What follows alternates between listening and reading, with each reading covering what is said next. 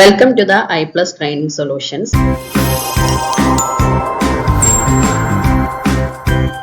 Mass Communication and Journalism PYQ discussion of 2025 June. Part 7. Part 6 വരെ നമ്മൾ 1 to 125 questions ആണ് discuss ചെയ്തത്. ആ എല്ലാ ക്വസ്റ്റ്യൻസിൻ്റെയും എക്സ്പ്ലനേഷൻസ് പിന്നെ ഏതെല്ലാമാണ് നോവൽറ്റി ഉള്ളത് എന്നുള്ള കാര്യങ്ങളൊക്കെ ഡിസ്കസ് ചെയ്ത് കഴിഞ്ഞു. നെക്സ്റ്റ് വീഡിയോസിൽ 126 മുതലുള്ള ക്വസ്റ്റ്യൻസ് നമുക്ക് നോക്കാം. So go to the next question. 126. Condensing a story by summarizing it to its core message is known as. നമ്മളൊരു സ്റ്റോറീനെ കണ്ടൻസ് ചെയ്ത് അതിനെ സമ്മറൈസ് ചെയ്യുമ്പോൾ to its core message is known as, അതിനെ അതിൽ നിന്ന് ആ ഒരു മെസ്സേജ് മാത്രം എടുത്തുകൊണ്ട് അതിനെ സമ്മറൈസ് ചെയ്യുന്ന ആ ഒരു ഇതിനെ, ആ ഒരു പ്രോസസ്സിനെ നമ്മളിവിടെ എന്താണ് വിളിക്കുന്നത്? Rewriting, boiling down, miniaturising, coding. ഇതില് റീറൈറ്റ് ചെയ്ത് കഴിഞ്ഞാൽ അത് സമ്മറൈസ് ചെയ്തു എന്ന് നമുക്ക് പറയാൻ പറ്റില്ല. റീറൈറ്റ് ചെയ്യാന്ന് പറയുമ്പോൾ അതൊരു പ്രൂഫ് റീഡ് ചെയ്ത് അതിന്റെ ചെക്കിങ്, ഗ്രാമാറ്റിക്കൽ എറേഴ്സ് ഉണ്ടോ അല്ലെങ്കിൽ കണ്ടന്റ് വൈസ് എറർ ഉണ്ടോ എന്നൊക്കെ നോക്കിയിട്ട് അതിനെ റീറൈറ്റ് ചെയ്ത് എഴുതുന്ന ഒരു പ്രക്രിയയാണ്. അപ്പൊ അവിടെ ഒരു സമ്മറൈസ് ചെയ്യാന്നുള്ള ആ ഒരു ഇത് വരുന്നില്ല. ഇപ്പൊ ഒരു 500 വേർഡ്സ് ഉള്ള ഒരു സ്റ്റോറി ആണെന്നുണ്ടെങ്കിൽ അതിനെ സമ്മറൈസ് ചെയ്ത് 250 ആക്കണം എന്ന് പറഞ്ഞു കഴിഞ്ഞാൽ അത് സ്വാഭാവികമായിട്ട് നമ്മൾ ചുരുക്കണത് അതിലെ കണ്ടന്റ് ഒന്നും ചോർന്നു പോവാത്ത തരത്തിലായിരിക്കണം. സോ മിനിയേച്ചറൈസിങ് മീൻസ് അതിനൊരു ചെറിയ രൂപത്തിലേക്ക് ആക്കുക, അല്ലെങ്കിൽ എന്തിൻ്റെയും ഏതൊരു ഇമേജിൻ്റെയും അല്ലെങ്കിൽ ഏതൊരു പ്രോഡക്റ്റിൻ്റെയും മിനിയേച്ചർ ഫോം നമുക്ക് കിട്ടും. ആ മിനിയേച്ചർ ഫോം എന്ന് പറഞ്ഞു കഴിഞ്ഞാൽ ആ വലിയ സാധനത്തിന് അതേ രീതിയിൽ അതിൻ്റെ ഒരു ചെറിയ ഇമേജ് ആക്കി മാറ്റുക എന്നുള്ളതാണ്. ഇനി കോഡിംഗ് ആണെങ്കിൽ അതിനെ ടെക്നിക്കലി റെപ്രസെന്റ് ചെയ്തുകൊണ്ട് കോഡിംഗ് കൊടുക്കുന്നു. അപ്പോൾ അതൊന്നുമല്ല ഇവിടെ വരുന്നതിന് സമ്മറൈസ് ചെയ്ത് കണ്ടൻസിങ് എ സ്റ്റോറി എന്നൊക്കെ പറയുമ്പോൾ സെക്കൻഡ് വൺ ആണ്, ബോയിലിംഗ് ഡൗൺ ആണ് ഇതിൽ കറക്റ്റ് ആൻസർ ആയിട്ട് വരിക. നമ്മളിപ്പോൾ എന്ത് ഒരു സാധനമായാലും അതിന് കൂടുതൽ നേരം ബോയിൽ ചെയ്ത് കഴിയുമ്പോൾ അതിൻ്റെ ഒരു ക്രീമായിട്ടാണ് നമുക്ക് കിട്ടുക. എന്ന് പറഞ്ഞാൽ അതിൻ്റെ ഗുണങ്ങളൊന്നും പോയിട്ടുണ്ടാവില്ല, എന്നാൽ അത് ആ ഒരു ക്വാളിറ്റീനെ, അതിൻ്റെ ഒരു ക്വാളിറ്റിക്ക് ചേഞ്ച് വരാതെ തന്നെ അതിൻ്റെ ക്വാണ്ടിറ്റി നന്നായി കുറഞ്ഞ് നമുക്ക് വേണ്ട കറക്റ്റ് ഫോമിലേക്ക് കിട്ടുകയും ചെയ്യുന്നു. അപ്പൊ ഇവിടെ ഇതില് എക്സ്പ്ലനേഷൻ എന്ന് പറയുന്നത് condensing a story to its core message is indeed known as boiling down. It involves extracting the essential elements and conveying them in a concise and simplified manner. അതിന്റെ എല്ലാ എലമെന്റ്സിനെയും എസെൻഷ്യൽ എലമെന്റ്സിനെയും എല്ലാം നമുക്ക് കൺവേ ചെയ്യാനായിട്ട് പറ്റും. അതൊരു concise ഫോമിലായിരിക്കും, വളരെ ചുരുങ്ങിയ ഒരു രൂപത്തിലായിരിക്കും, ദെൻ സിംപ്ലിഫൈഡും ആയിരിക്കും. This process is also referred to as summarising. ഈ ഒരു ബോയിലിംഗ് ഡൗൺ എന്നുള്ള ആ ഒരു പ്രോസസ്സിനെ തന്നെയാണ് നമ്മളിവിടെ സമ്മറൈസ് ചെയ്യാന്നുള്ളത് കൊണ്ടും ഉദ്ദേശിക്കുന്നത്. Where the key points of a longer text are presented in a shorter form. So answer is second one, boiling down. Next one, who is the founder of the Time magazine? Henry Luce and Burton Haddon, Benjamin Franklin and William Donn, Robert D. Graff and William Botts, Vancy Packard and James Wozniak. അതിൽ times മാഗസിൻ്റെ founder എന്ന് പറഞ്ഞിട്ട് നമ്മൾ PYQ discuss ചെയ്തിട്ടുള്ളതാണ് ഈ ഒരു question. ഇതിന്റെ answer first one ആണ്. മറ്റു പേരുകളൊന്നും നമുക്ക് ബെഞ്ചമിൻ ഫ്രാങ്ക്ലിൻ എന്നുള്ള ആ ഒരു പേര് വിളിച്ചാൽ ബാക്കി വില്യം ബോട്ട് ഉണ്ട്. ദെൻ മറ്റു പേരുകളൊന്നും നമ്മൾ അങ്ങനെ അധികം ഡിസ്കസ് ചെയ്തിട്ടില്ല നമ്മളുടെ ക്ലാസ്സുകളിലൊന്നും. സോ ടൈം മാഗസിന്റെ ഫൗണ്ടർ എന്ന് പറയുന്നത് Henry Luce and Burton Hadden ആണ്. Next 128. Which of the following statements are correct? 5 statements തന്നിട്ടുണ്ട്. അപ്പൊ ഇതിൽ എന്തായാലും ഏതെങ്കിലും ചില സ്റ്റേറ്റ്മെന്റ്സ് ഒക്കെ റോങ് ആയിരിക്കും. അപ്പൊ ഏതാണെന്ന് നമുക്ക് നോക്കാം. ഓരോ സ്റ്റേറ്റ്മെന്റിനെയും നമ്മൾ കാര്യമായിട്ട് നന്നായി വായിച്ച് ഇവാലുവേറ്റ് ചെയ്യണം, എന്നാൽ മാത്രമേ നമുക്ക് അതിന്റെ കറക്റ്റ് ആൻസർ കിട്ടുള്ളൂ. പിന്നെ അതുമായിട്ട് നമുക്ക് തന്നിട്ടുള്ള ഇത് ചോയ്സ് മാച്ച് ആവുന്നുണ്ടോ എന്നും ചെക്ക് ചെയ്യാം. Mass media are more agents of reinforcement than casual agent of behavior and attitude change. അത് കറക്റ്റ് ആണ് എന്ന് പറഞ്ഞാൽ എങ്ങനെയാണ്? മാസ് മീഡിയയുടെ ഉദ്ദേശം എന്താണ്? നമ്മളുടെ ഒരു ബിഹേവിയർ ചേഞ്ച് വരുത്തുക, ആറ്റിറ്റ്യൂഡ് ചേഞ്ച് വരുത്തുക, അങ്ങനെ ഒന്നാണോ? Mass media are more agents of റീഎൻഫോഴ്സ്മെന്റിനുള്ളതാണ്, അതിന്റെ ഒരു ഏജന്റ് ആയിട്ടാണ് മാസ് മീഡിയ പ്രവർത്തിക്കുന്നത്. Than the causal agents of behaviour or attitude change. നമ്മൾക്കിടയിൽ ഓരോ വ്യക്തിക്കും ഓരോ ബിഹേവിയറൽ ചേഞ്ച് അല്ലെങ്കിൽ ആറ്റിറ്റ്യൂഡ് ചേഞ്ച് ഉണ്ടാക്കുക എന്നുള്ള ലക്ഷ്യത്തോടെ ചില പബ്ലിക്കേഷൻസ് ഉണ്ടാവും, അല്ലെങ്കിൽ ചില യൂട്യൂബ് ചാനലുകളുടെയൊക്കെ ആ ഒരു എയിം എന്ന് പറയുന്നത് അതായിരിക്കാം. പക്ഷെ അവരുടെ ഒന്നും ഉദ്ദേശം ഒരു അതൊന്നും ഒരു ഏജന്റ് ഓഫ് റീഎൻഫോഴ്സ്മെന്റ് ആയിട്ടല്ല പ്രവർത്തിക്കുന്നത്. മാസ് മീഡിയ എന്ന് പറയുമ്പോൾ ഒരു വലിയൊരു കൂട്ടം വരുന്നു. അവര് നമ്മളെ കൂടുതലായിട്ട് സോഷ്യലി കൂടുതൽ എൻഫോഴ്സ് ചെയ്യിക്കുകയാണ്. പല കാര്യങ്ങളെ പറ്റി ഇൻഫർമേഷൻ തന്ന് നമുക്കതിൽ ഇടപെടാനുള്ള ഒരു അവസരം ഉണ്ടാക്കി തരുന്നുണ്ട്. The task of mass media is to accelerate social transformation. Social ട്രാൻസ്ഫോർമേഷന് വേണ്ടിയിട്ട്, ഒരു സാമൂഹ്യ പരിവർത്തനത്തിന് വേണ്ടിയിട്ട് എല്ലാ കിട്ടുന്ന ഇൻഫർമേഷൻസിനെ അല്ലെങ്കിൽ എന്താണോ സംഭവിച്ചുകൊണ്ടിരിക്കുന്നത് അതിന്റെ ഡേ ടു ഡേ വിവരങ്ങളെയൊക്കെ അക്സലറേറ്റ് ചെയ്യുക, എല്ലായിടത്തേക്കും വ്യാപിപ്പിക്കുക, അത് മാസ് മീഡിയയുടെ ഒരു ടാസ്ക് ആണ്. So A and B is correct. And A uniform development strategy work in all circumstances. ഏതൊരു സർക്കംസ്റ്റാൻസസ് വന്നാലും അല്ലെങ്കിൽ എല്ലാ സർക്കംസ്റ്റാൻസസിലും യൂണിഫോം ഡെവലപ്മെന്റ് വേണം. അങ്ങനെയുള്ള ഒരു സ്ട്രാറ്റജിയിലാണോ മീഡിയ വർക്ക് ചെയ്യുന്നത്? അങ്ങനെ നമുക്ക് പറയാനായിട്ട് പറ്റില്ല. കാരണം ഓരോ സിറ്റുവേഷൻ ബേസ്ഡ് ആയിട്ട് അല്ലെങ്കിൽ സർക്കംസ്റ്റാൻസസിന് യോജിച്ച വിധത്തില് അവിടെ ഒരു സ്ട്രാറ്റജി വർക്ക് ചെയ്യപ്പെടുള്ളൂ. ഏതൊരു ഡെവലപ്മെന്റ് സ്ട്രാറ്റജി ആയാലും സർക്കംസ്റ്റാൻസസിന് അനുസരിച്ച് മാത്രമേ അത് ഡെവലപ്പ് ചെയ്യാനായിട്ട് പറ്റുള്ളൂ. എല്ലായിടത്തും യൂണിഫോം ടൈപ്പിൽ വേണം എന്ന് പറഞ്ഞു കഴിഞ്ഞാൽ അത് മാസ് മീഡിയനെ കൊണ്ട് സാധിക്കില്ല.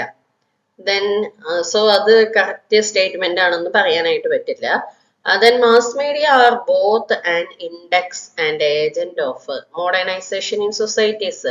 സൊസൈറ്റിയിൽ, ഒരു മോഡേണൈസ്ഡ് സൊസൈറ്റിയിൽ അല്ലെങ്കിൽ ഒരു സൊസൈറ്റിയുടെ മോഡേണൈസേഷന് വേണ്ടിയിട്ട് ഒരു ഇൻഡെക്സ് ആയിട്ടോ ഒരു ഏജന്റ് ആയിട്ടോ മാസ് മീഡിയ പ്രവർത്തിക്കുന്നുണ്ട്. അത് കറക്റ്റാണ്. Then spirit of modernity is an essential prerequisite for economic growth. ഇതുമായിട്ട് തന്നെ റിലേറ്റ് ചെയ്തു വരുന്ന സെന്റൻസ് ആണ് തൊട്ട് മുകളിൽ പറഞ്ഞിരിക്കുന്നത്. മോഡേണൈസേഷൻ സൊസൈറ്റിയുടെ ഏജന്റ് ആയിട്ട് മാസ് മീഡിയ നിലകൊള്ളുന്നുണ്ട്. അപ്പോൾ ആ ഒരു സ്പിരിറ്റ് ഓഫ് മോഡേണിറ്റി എന്ന് പറയുന്നത് is an essential prerequisite for economic growth. Economic ഗ്രോത്തിന് വേണ്ടിയിട്ടുള്ള ഒരു എസെൻഷ്യൽ പ്രീ റിക്വസിറ്റ് തന്നെയാണ് ഈ സ്പിരിറ്റ് ഓഫ് മോഡേണിറ്റി. അപ്പോൾ ഡിയും ഇയും എല്ലാം കറക്റ്റ് ആൻസർ ആണ്. അതിലൊരു കൺഫ്യൂഷൻ അല്ല, കറക്റ്റ് സ്റ്റേറ്റ്മെന്റ് അല്ലാതെ വരുന്നത് സി ആണ്. സോ ഇതിന്റെ ആൻസേഴ്സ് ഓപ്ഷൻ സി ഒഴിവാക്കിയിട്ടുള്ള ആദ്യത്തെ രണ്ട് ഓപ്ഷനിലും സി കൊടുത്തിട്ടില്ല. സോറി, ആദ്യത്തെ ഫസ്റ്റ് വണ്ണിലെ സി ഇല്ല, ബാക്കി എല്ലാത്തിലും സി വരുന്നുണ്ട്. സോ അത് തന്നെ correct answer. A B D E എല്ലാം കറക്റ്റ് സ്റ്റേറ്റ്മെന്റ് ആണ്. First option is the correct answer. Next question 129. Which of the following is the key principle of development communication as emphasized by Paulo Freire? Paulo ഫ്രയറിന്റെ principles അനുസരിച്ച് ഒരു development communication എന്ന് പറഞ്ഞു കഴിഞ്ഞാൽ എന്തില് ഊന്നിയുള്ളതായിരിക്കണം, എന്തിലായിരിക്കണം ഒരു ഡെവലപ്മെന്റ് കമ്മ്യൂണിക്കേഷൻ എംഫസൈസ് ചെയ്തിരിക്കേണ്ടത്? Top down transmission of information. മുകളിൽ നിന്ന്, അല്ലെങ്കിൽ ഇപ്പോൾ ഗവൺമെന്റിനെ എടുക്കുകയാണെങ്കിൽ ഗവൺമെന്റ് ആണല്ലോ ടോപ്പ് ടയറിൽ ഇരിക്കുന്നത്. അപ്പൊ ആ ഗവൺമെന്റിൽ നിന്ന് താഴെ തട്ടിലേക്ക് transmission of information. Next one, bottom up participation and empowerment. Bottom up participation and empowerment. താഴേക്കിടയിലുള്ളവരായാലും അല്ലെങ്കിൽ മുകളിലുള്ളവരായാലും അവർക്കിടയിലുള്ള ഒരു പാർട്ടിസിപ്പേഷനും എംപവർമെന്റും ഒക്കെയാണ് മീഡിയ കൊണ്ട് ഉദ്ദേശിക്കുന്നത്, അല്ലെങ്കിൽ ഡെവലപ്മെന്റ് കമ്മ്യൂണിക്കേഷൻ എന്തുകൊണ്ട് ഉദ്ദേശിക്കുന്നത്. Next focus on individual behavioural change. അതല്ല മാസ് മീഡിയയുടെ മെയിൻ ആയിട്ടുള്ള പ്രിൻസിപ്പിൾ എന്ന് നമ്മൾ തൊട്ട് മുമ്പ് കണ്ട ക്വസ്റ്റ്യനിൽ വരെ ഡിസ്കസ് ചെയ്തതാണ്. ഒരു ഇൻഡിവിജ്വൽ ബിഹേവിയറൽ ചേഞ്ചിന് അല്ല മാസ് മീഡിയ ഫോക്കസ് ചെയ്യുന്നത്. Then use of persuasive message to influence behaviour. അത് തന്നെ, ഇൻഫ്ലുവൻസ്, ഒരാളുടെ ബിഹേവിയറിലേക്ക് ഇൻഫ്ലുവൻസ് ചെയ്യാനുള്ള മെസ്സേജസ് ഒന്നും അല്ല ഇതിലൂടെ പെർസ്യൂസ് ചെയ്തുകൊണ്ടിരിക്കുന്നത്. സോ ഇതിൽ നമ്മൾ എപ്പോഴും പറയും ഡെവലപ്മെന്റ് കമ്മ്യൂണിക്കേഷന്റെ മെയിൻ ആയിട്ടുള്ള ഉദ്ദേശം എന്ന് പറഞ്ഞു കഴിഞ്ഞാൽ ഒരു ഗ്രാസ് റൂട്ട് ലെവലിലുള്ള ഡെവലപ്മെന്റ് ആണ് വേണ്ടത്. അങ്ങനെ വരുമ്പോൾ ബോട്ടം ലെവലിലുള്ളവരുടെ പാർട്ടിസിപ്പേഷൻ വേണം, അവർക്ക് എംപവർമെന്റ് വേണം. ഇതൊക്കെ നമ്മൾ ഡിസ്കസ് ചെയ്തിട്ടുള്ളതാണ്. So second one bottom of participation and empowerment. Paulo Freire strongly emphasized bottom-up participation and empowerment as key principle in development communication. He advocated for a participatory approach. ഇതിനെ നമ്മൾ എന്ത് പേരിലാണ് അറിയപ്പെടുന്നത്? Participatory mode of communication, participatory approach of communication എന്നൊക്കെ പഠിച്ചിട്ടുണ്ട്. Where those traditionally excluded from decision-making process are actively involved in shaping their own development. അവരുടേതായിട്ടുള്ള സ്വന്തമായിട്ടുള്ള ഡെവലപ്മെന്റിനെയാണ് അവർ ഷേപ്പ് ചെയ്യുന്നത്. Fostering dialogue and critical awareness. This approach, often referred to as participatory development communication, is rooted in the idea that true development must be driven by a people it aims to benefit rather than imposed from above. Then next, second one ആണ് ഇതിന്റെ correct answer. Next 130, identify the correct statements from the following. അപ്പോൾ തന്നിരിക്കുന്ന സ്റ്റേറ്റ്മെന്റ്സിൽ ചിലപ്പോൾ സ്ഥലത്തിന്റെ പേരായിരിക്കാം, അല്ലെങ്കിൽ event ആകാം, otherwise year ആയിരിക്കാം, എന്തെങ്കിലും ഒന്ന് തെറ്റായിരിക്കും. അപ്പൊ ഏതാണെന്നത് കണ്ടുപിടിക്കണം. First statement A, Persian Gulf war was the first live televised war. ആദ്യമായിട്ട് ലൈവ് ടെലികാസ്റ്റിംഗ് നടന്നത് പേർഷ്യൻ വാറിലാണ്, പേർഷ്യൻ ഗൾഫ് വാറിലാണ്. അത് കറക്റ്റ് ആൻസർ ആണ്, കറക്റ്റ് സ്റ്റേറ്റ്മെന്റ് ആണ്. Then color television was launched in India with the Asian Games in 1982. 82-ലാണ് first colour television transmission start ചെയ്തത്. That also correct answer. And the cold war as a psychological warfare. നമ്മൾ പറയുന്ന ശീതസമരം, നമ്മൾ രാജ്യങ്ങൾ തമ്മിൽ മാത്രമല്ല ആളുകൾക്കിടയിലും ഒരു കോൾഡ് വാർ നിലനിൽക്കുന്നുണ്ടെന്ന് പറഞ്ഞാൽ സൈക്കോളജിക്കൽ ആയിട്ടുള്ള ഒരു ആ ഒരു സമീപനത്തിനെയാണ് നമ്മൾ പറയുന്നത്. And then next, USSR was disintegrated in 1987. അപ്പോൾ ഇതില് നമ്മൾ ഇപ്പോൾ എക്സ്പ്ലെയിൻ ചെയ്തതിൽ ആദ്യത്തെ മൂന്ന് സ്റ്റേറ്റ്മെന്റ് കറക്റ്റ് ആണ്. ഇനി നെക്സ്റ്റ് USSRനെ പറ്റി പറയുന്നുണ്ട്. USSR ഡിസിൻറ്റഗ്രേറ്റ് ചെയ്തത്, അല്ലെങ്കിൽ ഇത് ഡിസിൻറ്റഗ്രേറ്റ് ചെയ്ത ഇയർ എന്ന് പറയുന്നത് 1987 അല്ല, 1991 ആണ് അതിന്റെ കറക്റ്റ് ആയിട്ടുള്ള ആൻസർ വരുന്നത്. സോ ഈ ഒരു സ്റ്റേറ്റ്മെന്റ് കറക്റ്റ് റോങ് ആണ്. 1991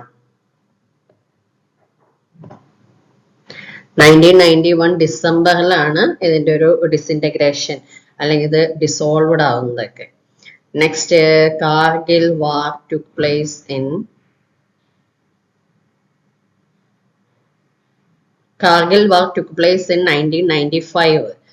ഇതില് കാർഗിൽ വാർ നടക്കുന്നത് 1995-ലല്ല, 1999-ലാണ്. സോ 99. അപ്പോൾ ഈ രണ്ട് ലാസ്റ്റ് വരുന്ന ഡി ആൻഡ് ഇ, അതിന്റെ ഇയർ റോങ് ആണ്. അതില് കാർഗിൽ വാർ മെയ് മന്തിലാണ് നടക്കുന്നത്. USSR ഡിസിൻറ്റഗ്രേഷൻ 1991-ല് ഡിസംബറിലാണ് നടന്നത്. സോ ആ രണ്ട് ലാസ്റ്റിലത്തെ രണ്ട് സ്റ്റേറ്റ്മെന്റ് റോങ് ആണ്. Correct answer A B C second option ആയിട്ടാണ് വരുന്നത്.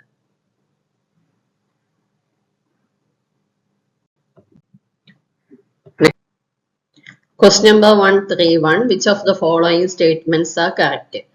അപ്പൊ അതും ഇതുപോലെ തന്നെ ഏതെങ്കിലും ന്യൂസ് ഏജൻസീസ് ആൻഡ് ദ ഹെഡ് ക്വാർട്ടേഴ്സിന്റെ പേരാണ്, അല്ലെങ്കിൽ ഏജൻസി ബേസ് ചെയ്യുന്ന പ്ലേസിന്റെ പേരാണ്. അപ്പൊ അതിൽ ഏതാണ് ഏജൻസിയുടെ പേരാണോ പ്ലേസ് നെയിം ആണോ റോങ് ആയിട്ടുള്ളത്, അതൊക്കെ ഒന്ന് ഇവാലുവേറ്റ് ചെയ്യണം. UPI is A news agency based in United States. That is the correct answer. And a news agency of China is Xinhua. That also correct one. ANI is based in Germany. ANI ജർമ്മനിയുടെ അല്ലല്ലോ, അത് Indian news ഏജൻസിയാണ്. പിന്നെ അതിന്റെ headquarters ന്യൂഡൽഹിയിലാണ്. AP is the news agency based in France. ഇവിടെ France അല്ല APയുടെ ഹെഡ്ക്വാർട്ടേഴ്സ് എന്ന് പറയുന്നത്, അത് ന്യൂയോർക്ക് സിറ്റിയാണ്. ന്യൂയോർക്ക് സിറ്റി ബേസ്ഡ് ന്യൂസ് ഏജൻസിയാണ് AP. Then Reuters is a news agency based in London. London based ചെയ്തിട്ടുള്ള ന്യൂസ് ഏജൻസിയാണ് Reuters. So A, B and E are the correct statement. A, B, E. Fourth one ആണ് correct answer ആയിട്ട് വരുന്നത്. Next 132. Identify the correct statements from the following. Internet is a medium that facilitates spending more time with the real human beings. Real human ബീയിങ്സുമായിട്ട് നമുക്ക് ഒരുപാട് time spending more ടൈമിനുള്ള facilitate ചെയ്യുന്ന ഒരു medium ആണോ internet? അതാണോ ഇന്റർനെറ്റിന്റെ മെയിൻ ആയിട്ടുള്ള പർപ്പസ്? അല്ലല്ലോ. നമ്മളൊരു റിയൽ ഹ്യൂമൻ ബീയിങ് ആയിട്ട് കുറെ നേരം സ്പെൻഡ് ചെയ്യാനായിട്ടുള്ള ഒരു മീഡിയം അല്ല. അങ്ങനെയല്ല ഇന്റർനെറ്റിന്റെ മെയിൻ പർപ്പസ്. അല്ലെങ്കിൽ അതിലൂടെ നമുക്ക് ടെക്നിക്കലായിട്ടും എല്ലാ തരത്തിലുള്ള എല്ലാ തരം ഇൻഫോർമേഷൻസും കിട്ടും. സോഷ്യൽ മീഡിയ പ്ലാറ്റ്ഫോമിലൂടെ നമുക്ക് ചാറ്റ് ചെയ്യാം, വെർച്വൽ കമ്മ്യൂണിക്കേഷൻ ചെയ്യാം എന്നേ ഉള്ളൂ. അപ്പോൾ ഫസ്റ്റ് വൺ ഒരു കറക്റ്റ് സ്റ്റേറ്റ്മെന്റ് ആണെന്ന് നമുക്ക് പറയാൻ പറ്റില്ല. ഇന്റർനെറ്റ് യൂസ് അക്സലറേറ്റ് ഇൻഡിവിജ്വലൈസേഷൻ, അത് കറക്റ്റ് സ്റ്റേറ്റ്മെന്റ് ആണ്. അതെങ്ങനെയാണ് കറക്റ്റ് ആവുന്നത്? Internet use accelerates individualisation. Individualisation എന്ന് പറഞ്ഞു കഴിഞ്ഞാൽ നമുക്ക് ഫസ്റ്റ് സെന്റൻസ് അത് റോങ് ആണെന്ന് പറഞ്ഞു, പക്ഷെ അതിലൂടെ നമ്മൾ പറയുന്നത് ഹ്യൂമൻ ബീയിങ്സ് ആയിട്ട് നമുക്ക് സ്പെൻഡ് ചെയ്യാനായിട്ട് പറ്റും. അങ്ങനെ ആ ഒരു ബ്രിഡ്ജസ് ഗ്യാപ്പ് ഇത് ചെയ്യുന്നുണ്ട്. ആ ഒരു ഗ്യാപ്പ് നികത്തി തരുന്നുണ്ട്. നമുക്ക് എവിടെയുള്ള ആളുകളുമായിട്ടും ഏതൊരു കൺട്രിയിലുള്ള ആളുമായിട്ടും ഏതൊരു ഇൻഡിവിജ്വലിനും കോണ്ടാക്ട് ചെയ്യാൻ, കമ്മ്യൂണിക്കേറ്റ് ചെയ്യാനായിട്ടുള്ള ഒരു സാഹചര്യങ്ങൾ പല സോഷ്യൽ മീഡിയ പ്ലാറ്റ്ഫോംസും ഇന്റർനെറ്റ് വഴിയാണ് നമുക്ക് കിട്ടുന്നത്. അതുപോലെ തന്നെ ഇൻഡിവിജ്വലൈസേഷൻ എന്ന് പറയുമ്പോൾ നമ്മളുടേതായിട്ടുള്ള എന്തെങ്കിലും ഒരു കണ്ടന്റിനെ നമുക്ക് സ്വന്തമായിട്ട് ഇന്റർനെറ്റ് വഴി അതിലെ പബ്ലിഷ് ചെയ്യാം. പിന്നെ നമ്മളുടെ അതേ അതിന് നമുക്ക് റെസ്പോൺസ് കിട്ടുകയും ചെയ്യും. പിന്നെ അതുപോലെ തന്നെ നമ്മൾ ഏതൊരു ഫീൽഡുമായിട്ടാണോ ആ ഒരു ഇൻഡിവിജ്വൽ നിലനിൽക്കുന്നത് അതുമായിട്ട് റിലേറ്റ് ചെയ്ത് വരുന്ന മറ്റ് ആളുകളെ കണക്ട് ചെയ്തെടുക്കാനായിട്ട് ഒരു ഗ്രൂപ്പ് ക്രിയേറ്റ് ചെയ്യാൻ, അല്ലെങ്കിൽ ആ ഗ്രൂപ്പിലേക്ക് നമുക്ക് ആക്സസ് കിട്ടുന്നതിന്, ഇതിനെല്ലാം ഇന്റർനെറ്റ് നമ്മളെ ഹെൽപ്പ് ചെയ്യുന്നുണ്ട്. അതുകൊണ്ട് തന്നെ ഒരു അക്സലറേറ്റ്സ് ഇൻഡിവിജ്വലൈസേഷന് ഇന്റർനെറ്റ് യൂസ്ഫുൾ ആണ്, അല്ലെങ്കിൽ അങ്ങനെ ഒരു സാഹചര്യം നമുക്ക് ക്രിയേറ്റ് ചെയ്ത് തരുന്നുണ്ട്.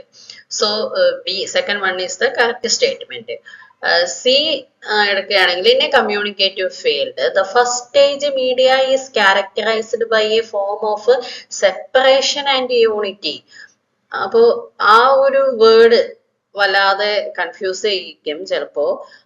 സെപ്പറേഷൻ ആൻഡ് യൂണിറ്റി, ഒരേ സമയം എങ്ങനെയാണ് സെപ്പറേഷനും യൂണിറ്റിയും ഉണ്ടാവുന്നത്?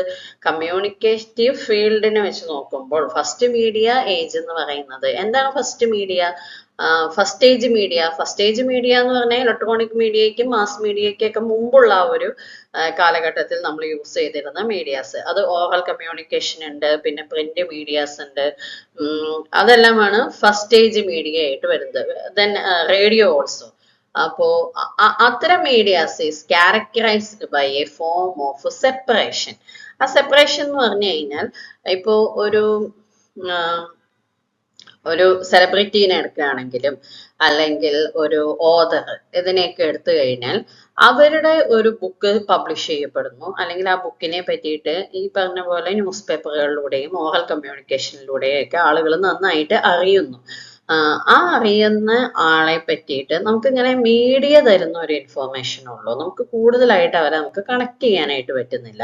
അവരേതോ രാജ്യത്തിരിക്കുന്നു, നമ്മൾ മറ്റൊരു രാജ്യത്ത്, ഒരു തരത്തിലും അവരെ പറ്റി നമുക്ക് കൂടുതൽ ഇൻഫോർമേഷൻ എടുക്കാൻ പറ്റുന്നില്ല, അല്ലെങ്കിൽ അവരായിട്ട് ജസ്റ്റ് ഒന്ന് കോണ്ടാക്ട് ചെയ്യാനായിട്ട്. ഇപ്പൊ നമ്മളെങ്ങനെയാണ്, ഇപ്പോൾ ഒരു പ്രൈം മിനിസ്റ്ററുടെ ഒരു ടീച്ചിങ്ങിലായാൽ പോലും പബ്ലിക് ആയിട്ടുള്ള അക്സെപ്റ്റബിൾ ആയിട്ടുള്ള ആളുകൾക്ക് ചെന്ന് കമന്റ് ചെയ്യാനായിട്ട് പറ്റും, ഏതൊരു പൊളിറ്റിക്കൽ ലീഡറിന്റെയും. അതുപോലെ തന്നെ നമുക്ക് ഇഷ്ടമുള്ള ഓതേഴ്സിനെ നമുക്ക് ഇൻസ്റ്റയിലൂടെയും FBയിലൂടെയും എല്ലാം ഫോളോ ചെയ്യാം. അവരോട് നമ്മുടെ റിവ്യൂസും കമന്റ്സും എല്ലാം പറയാം. അപ്പൊ അങ്ങനെ വരുമ്പോ അവിടെ ഒരു സെപ്പറേഷൻ ഇല്ലാതെയായിട്ടുണ്ട്. മുമ്പ് അങ്ങനെ ഒരു സെപ്പറേഷൻ ഉണ്ടായിരുന്നു. ഫസ്റ്റ് സ്റ്റേജ് മീഡിയയുടെ സമയത്ത് ആ ഒരു സെപ്പറേഷൻ ഉണ്ടായിരുന്നു, ആ സ്പീക്കറും അല്ലെങ്കിൽ ആ ഓഡിയൻസും തമ്മിൽ. ഇന്ന് ആ ഒരു സെപ്പറേഷൻ ഇല്ല. പിന്നെ അതുപോലെ തന്നെ യൂണിറ്റി, എങ്ങനെയാണ് ഇതിന് അന്നത്തെ കാലത്തും യൂണിറ്റി ഉണ്ടായിരുന്നു. എങ്ങനെയാണ് ആ യൂണിറ്റി വരുന്നത്? കാരണം ഇപ്പോ കമ്മ്യൂണിക്കേറ്റ് ചെയ്യപ്പെടുന്നത് അല്ലെങ്കിൽ കമ്മ്യൂണിക്കേഷന് വേണ്ടി അല്ലെങ്കിൽ പ്രിന്റ് മീഡിയ യൂസ് ചെയ്ത് ബൈബിള് പ്രിന്റ് ചെയ്ത് ഇറക്കിയിരുന്നപ്പോൾ ആ ബൈബിള് വായിക്കാനും അല്ലെങ്കിൽ അതിന്റെ ഡിഫറെന്റ് വേർഷൻസ് ഒക്കെ തേടി വന്നിരുന്നത് ഒരേ ആറ്റിറ്റ്യൂഡ് ഉള്ളവർ അല്ലെങ്കിൽ സെയിം റിലീജിയൻ ഫോളോ ചെയ്യുന്നവരൊക്കെ ആയിരുന്നു. അപ്പോൾ അങ്ങനെ ഒരു യൂണിറ്റി ക്രിയേറ്റ് ചെയ്യാനായിട്ട് അവിടെ ആ ഒരു ഫസ്റ്റ് സ്റ്റേജ് മീഡിയയ്ക്ക് സാധിച്ചിരുന്നു.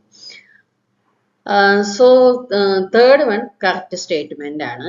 Next, broadcast involves a temporal separation between the point of communication and point of consumption.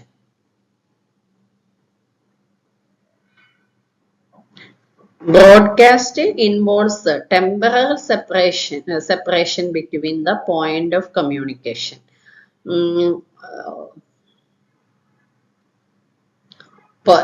ഇതെന്ന് പറഞ്ഞു കഴിഞ്ഞാല് പോയിന്റ് ഓഫ് കമ്മ്യൂണിക്കേഷനും പോയിന്റ് ഓഫ് കൺസെപ്ഷനും തമ്മിൽ ചെറിയ ഒരു സെപ്പറേഷൻ നിലനിൽക്കുന്നുണ്ട്.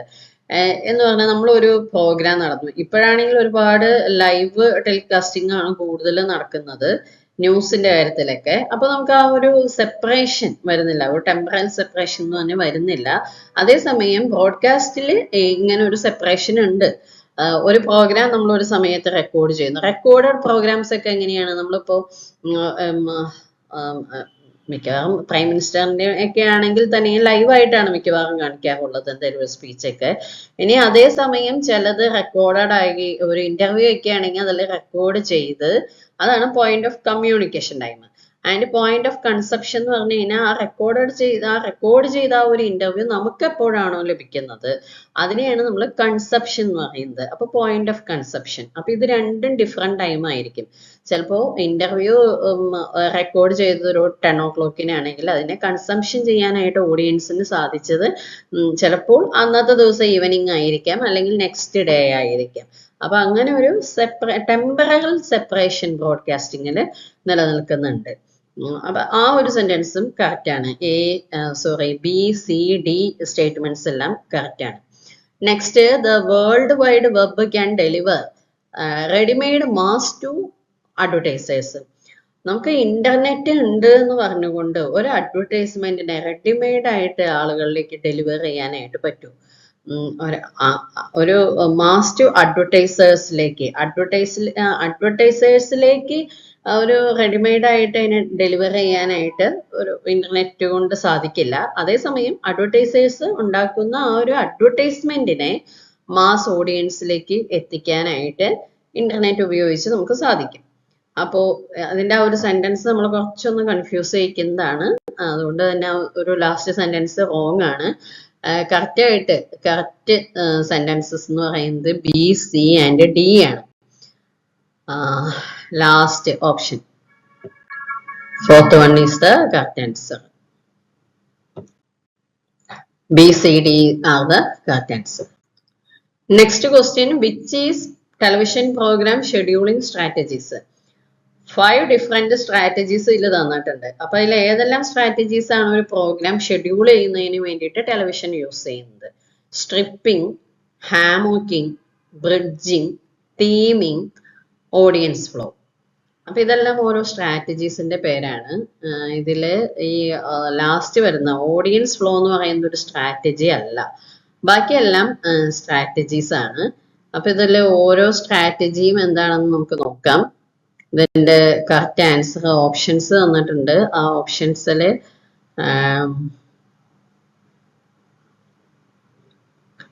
വരില്ല, ഓഡിയൻസ് ഫ്ലോ എന്ന് പറയുന്നത് വരില്ല. അതുകൊണ്ട് തന്നെ A, B, C, D ആ 4 കറക്റ്റ് ആയിട്ടുള്ള ഓപ്ഷൻസ് ആണ് വരുന്നത്. ഇനി ഇതിന്റെ ഒരു എക്സ്പ്ലനേഷൻ എന്ന് പറഞ്ഞു കഴിഞ്ഞാൽ stripping. Stripping means airing a program at the same time each day of the week to create a consistent viewing habits.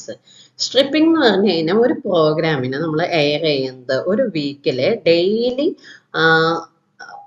Weekly അത് എല്ലാ ദിവസവും ഉണ്ടായിരിക്കും. Same time, each day same time ആയിരിക്കും അത് ഫോളോ ചെയ്യുന്നത്. ഇപ്പൊ നമ്മളിപ്പോ സീരിയൽ ആയാലും ബിഗ് ബോസ് ആയാലും ന്യൂസ് അവർ ആയാലും എന്തായിക്കോട്ടെ അതിനെല്ലാം ഒരു ഒരു കൺസിസ്റ്റന്റ് ആയിട്ടുള്ള വ്യൂവിങ് ഹാബിറ്റ്സ് ഉള്ളവർക്ക് ആ ഒരു കറക്റ്റ് ടൈം നോക്കിയിട്ട് അവരവിടെ പ്രസന്റ് ആയിരിക്കും.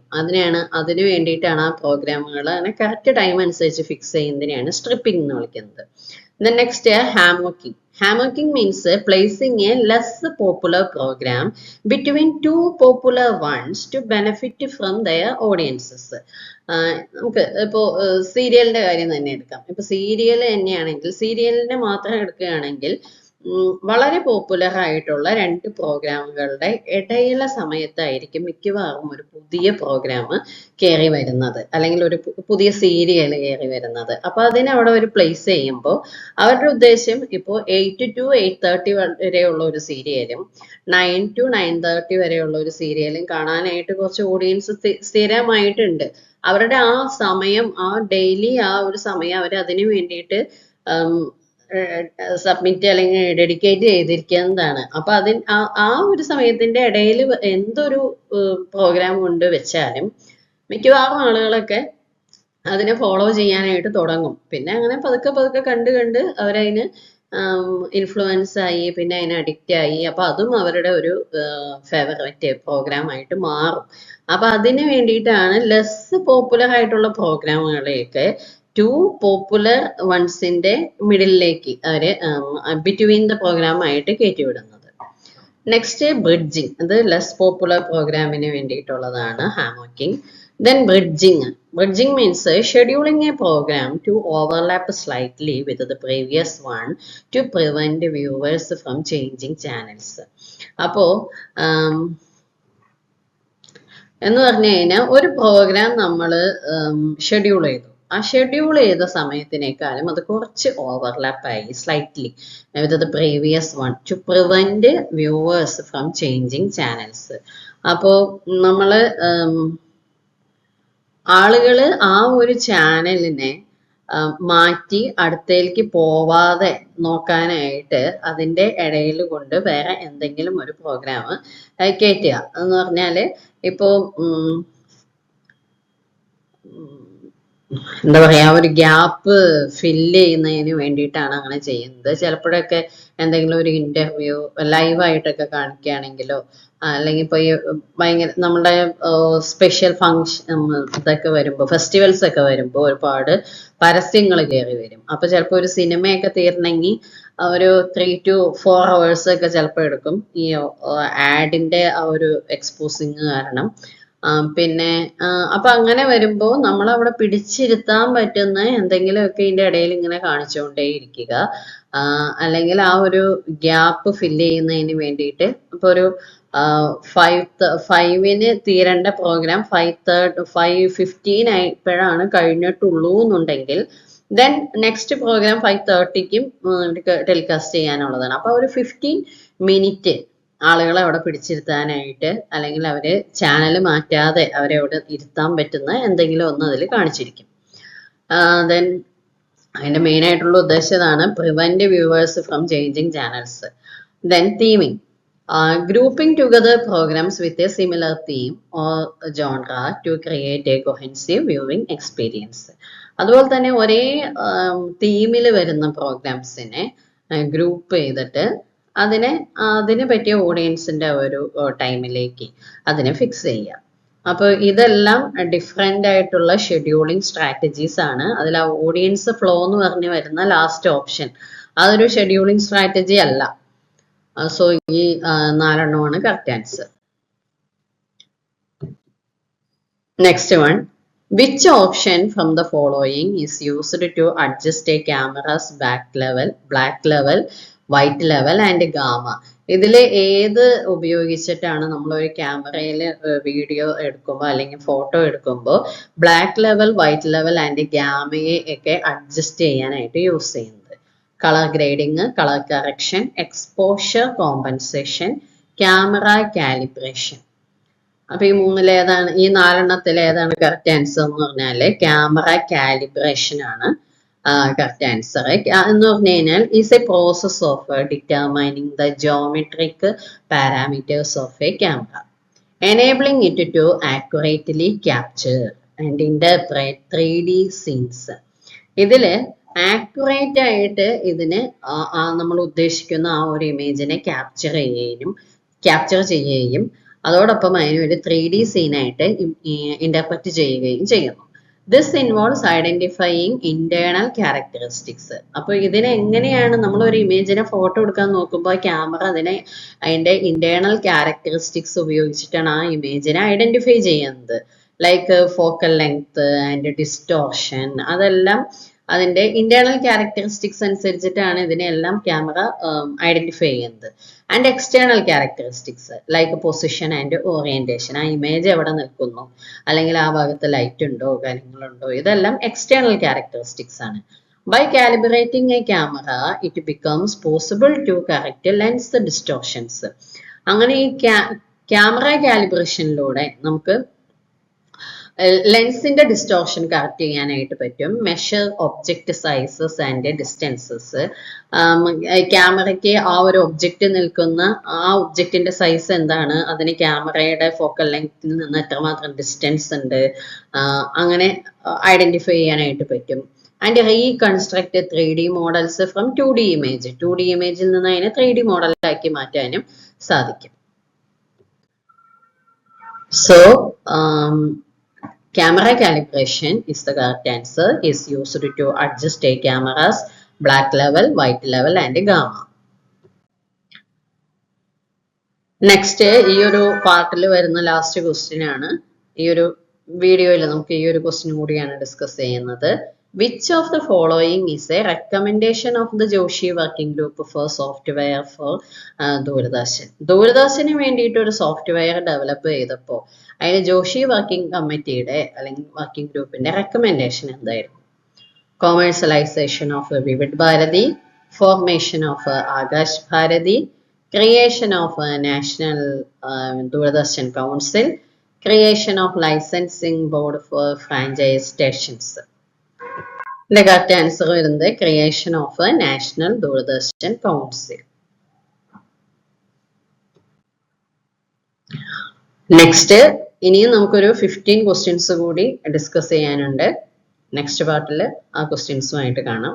All the best. Thank you.